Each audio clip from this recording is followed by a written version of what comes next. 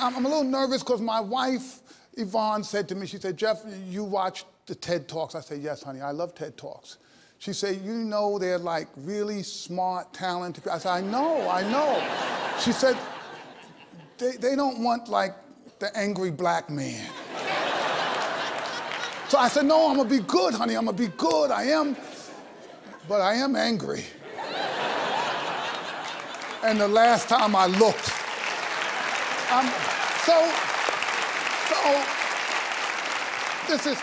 this is why I'm excited, but I'm angry. This year, there are going to be millions of our children that we're going to needlessly lose. That we could, right now, we could save them all. You saw the quality of the educators who were here. Do not tell me they could not reach those kids and save them. I know they could. It is absolutely possible. Why haven't we fixed this? Those of us in education have held on to a business plan that we don't care how many millions of young people fail. We're going to continue to do the same thing that didn't work. And nobody is getting crazy about it, right? Enough to say enough is enough. So here's a business plan that simply does not make any sense. You know, I grew up in the inner city, and there were kids who were failing in schools 56 years ago when I first went to school. And those schools are still lousy today. 56 years later. And you know something about a lousy school? It's not like a bottle of wine, right? Where you say like 87 was like a good year, right? That's not how this thing, I mean, every single year, it's still the same approach, right? One size fits all. If you get it, fine, and if you don't, tough luck. Just tough luck. Why haven't we allowed innovation to happen? Do not tell me we can't do better than this. Look, you go into a place that's failed kids for 50 years, and you say, so what's the plan? And they say, well, we're going to do what we did last year, this year. What kind of business model is that? Banks used to open and operate between 10 and 3. They operate 10 to 3. They will close for lunch hour. Now, who can bank between 10 and 3? The unemployed. They don't need banks. They got no money in the banks. Who created that business model, right? And it went on for decades. You know why? Because they didn't care. It wasn't about the customers. It was about bankers. They created something that worked for them. How could you go to the bank when you were at work? It didn't matter.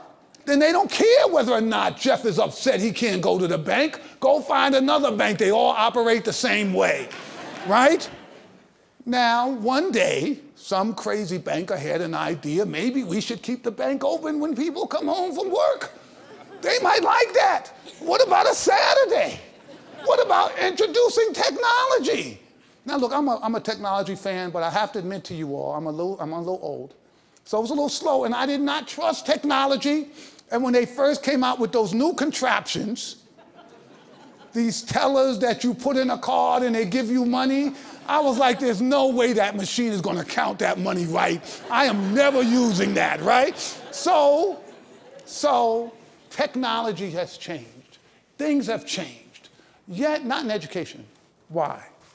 Why is it that when we had rotary phones, when we were having folks being crippled by polio, that we were teaching the same way then that we're doing right now? And if you come up with a plan to change things, people consider you radical. They will say the worst things about you. I said one day, well, look, if the science says, this is science, not me, that our poorest children lose ground in the summertime, right? You see where they are in June, you say, okay, they're there. You look at them in September, they've gone down. You say, woo. So I heard about that in '75 when I was at the ed school at Harvard. I said, oh, wow, this is an important study because it suggests we should do something. Every 10 years, they reproduce the same study. Says exactly the same thing. Poor kids lose ground in the summertime. The system decides you can't run schools in the summer. You know, I always wonder, who makes up those rules? For years, I went to the Harvard Ed School. I thought I knew something. They said it was the agrarian calendar and the people had, but let me tell you why that doesn't make sense. I never got that. I never got that because anyone who knows if you farm, you don't plant crops in July and August. You plant them in the spring. So who came up with this idea? Who owns it? Why did we ever do it? Well, it just turns out in the 1840s, we did have, schools were open all year. They were open all year because we had a lot of folks who had to work all day, didn't have any place for their kids to go. It was a perfect place to have schools. So this is not something that is ordained from the education gods. So why don't we? Why don't? Because our business has refused to use science. Science. If you have Bill Gates coming out and say, look, this works, right? We can do this. How many places in America are going to change? None. None. Okay, yeah, there are two. All right? Yes, there'll be some place there because some folks will do the right thing. As a profession, we have to stop this. The science is clear. Here's what we know. We know that the problem begins immediately. Right? This idea 0 to 3. My wife Yvonne and I, we have 4 kids, 3 grown ones and a 15-year-old. It's a longer story. With our first kids, we did not know the science about brain development. We didn't know how critical those first 3 years were. We didn't know what was happening in those young brains. We didn't know the role that language, a stimulus and response, call and response, how important that was in developing those children. We know that now. What are we doing about it? Nothing. Wealthy people know, educated people know, and their kids have an advantage. Poor people don't know, and we're not doing anything to help them at all. But we know this is critical. Now, you take pre-kindergarten. We know it's important for kids. Poor kids need that experience. Nope. Lots of places, doesn't exist.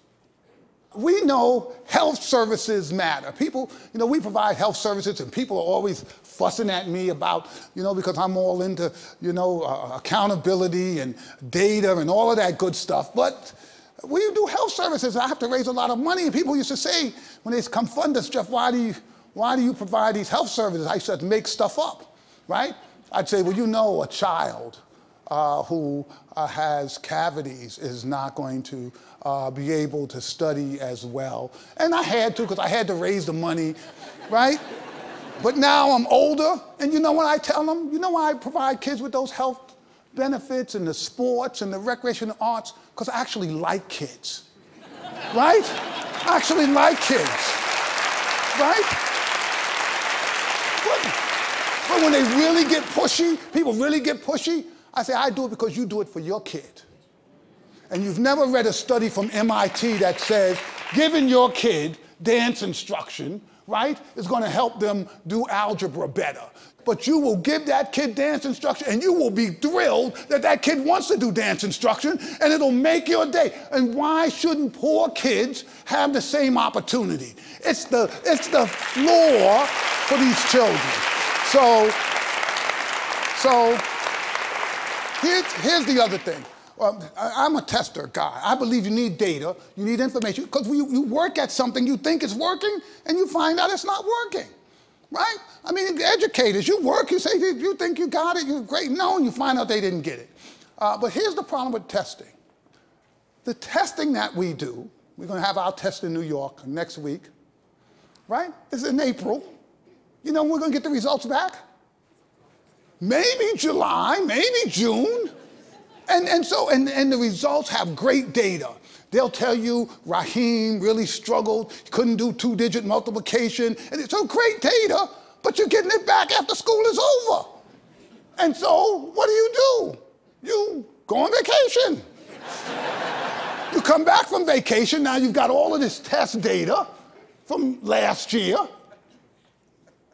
You don't look at it. Why would you look at it? You're going to go and teach this year. So how much money did we just spend on all of that? Billions and billions of dollars for data that it's too late to use it. I need that data in September. I need that data in November. I need to know you're struggling, and I need to know whether or not what I did corrected that. I need to know that this week. I don't need to know that at the end of the year when it's too late, because in my older years, I've become somewhat of a clairvoyant. I can predict school scores. You take me to any school. I'm really good at inner city schools that are struggling. And you tell me last year, 48% of those kids were on grade level. And I say, okay, what's the plan? What did we do from last year to this year? You say we're doing the same thing. I'm gonna make a prediction. This year, somewhere between 44 and 52% of those kids will be on grade level, and I will be right every single time, right? So we're spending all of this money, but we're getting what? Teachers need real information right now about what's happening to their kids. The high stakes is today, because you can do something about it. So here's the other issue that I just think we've got to be concerned about. We can't stifle innovation in our business. We have to innovate. And people in our business get mad about innovation. They get angry if you do something different. If you try something new, people always say, you all in charter schools. Yeah, it's charter. Let's try some stuff. Let's see. This stuff hasn't worked for 55 years. Let's try something different. And here's the rub. Some of it's not going to work. You know, people tell me, yeah, those charter schools, a lot of them don't work. A lot of them don't. They should be closed. I mean, I really believe they should be closed. But we can't confuse figuring out the science and things not working with we shouldn't therefore do anything, right? Because that's not the way the world works. You think about technology. Imagine if that's how we thought about technology. Every time something didn't work, we just threw in a towel and said, let's forget it, right? You know, they convinced me, I'm sure some of you would like me, the latest and greatest thing, the Palm Pilot. They told me, Jeff, if you get this Palm Pilot, you'll never need another thing. That thing lasted all of 3 weeks. It was over. I was so disgusted I spent my money on this thing. Did anybody stop inventing? Not a person, not a soul. The folks went out there, they kept inventing. The fact that you have failure, that shouldn't stop you from pushing the science forward. Our job as educators, there's some stuff we know that we can do, and we've got to do better.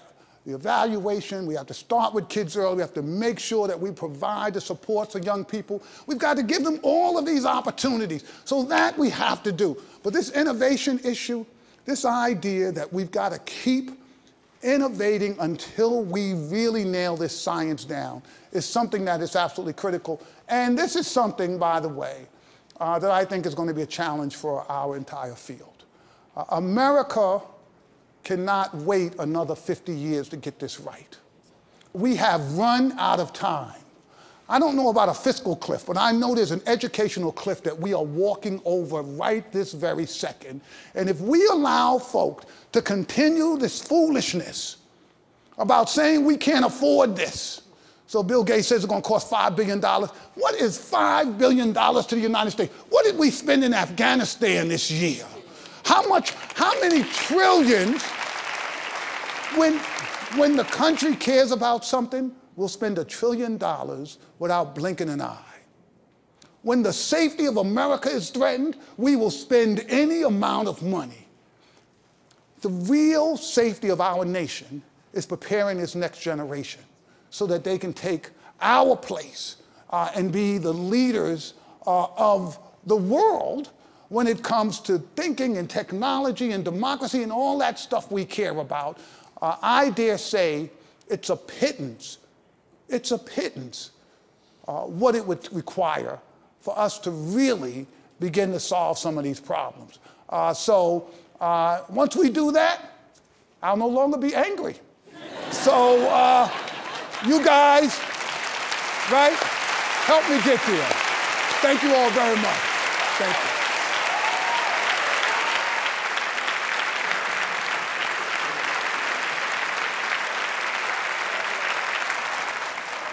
So what is the high school dropout rate at Harlem Children's Zone? Well, you know, John, 100% of our kids graduated high school. Last year in my school, 100% of them went to college.